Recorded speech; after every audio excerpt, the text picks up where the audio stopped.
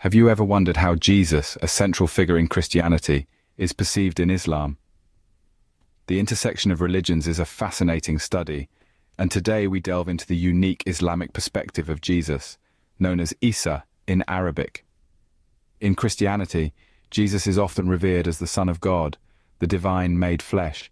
He's seen as the savior of mankind whose sacrifice on the cross paved the way for humanity's salvation. This narrative is deeply ingrained in Christian theology, shaping the faith and its practices. However, when we cross over into the realm of Islam, the narrative around Jesus takes a different turn. Here, Jesus is not seen as divine or the Son of God. Instead, he is revered as a mighty prophet and messenger of God, much like Moses, Abraham, and Muhammad.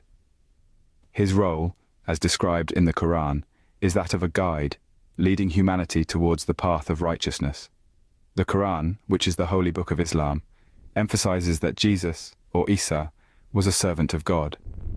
It's explicitly stated that he never claimed to be God and never ordered to be worshipped. This places Jesus in a different light, one that may seem unfamiliar to those accustomed to the Christian narrative. Yet despite these differences, there are shared aspects between Christianity and Islam when it comes to Jesus. Both religions acknowledge his miraculous birth, his teachings, and his role as a spiritual leader.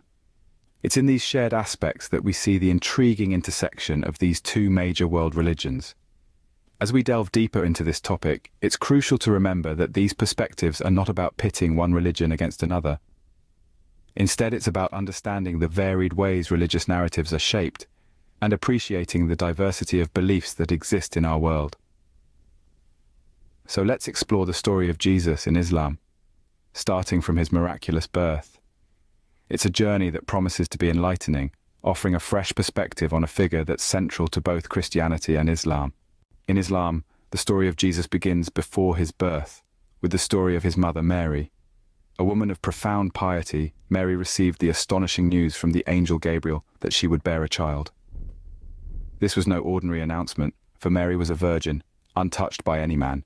Yet the angel assured her, God has chosen you, purified you, and chosen you above all women. The birth of Jesus was indeed miraculous.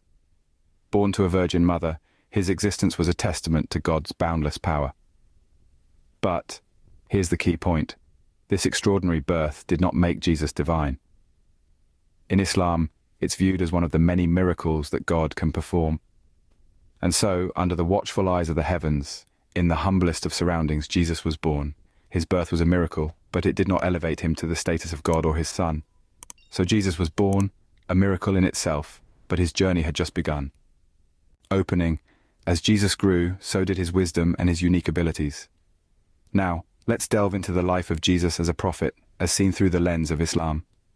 Jesus, or Isa, as he is known in Arabic, was a messenger of God, a beacon of wisdom, and a harbinger of miracles.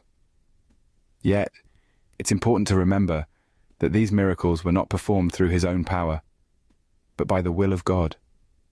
Jesus preached a message of love and compassion, emphasizing the importance of charity, forgiveness, and humility.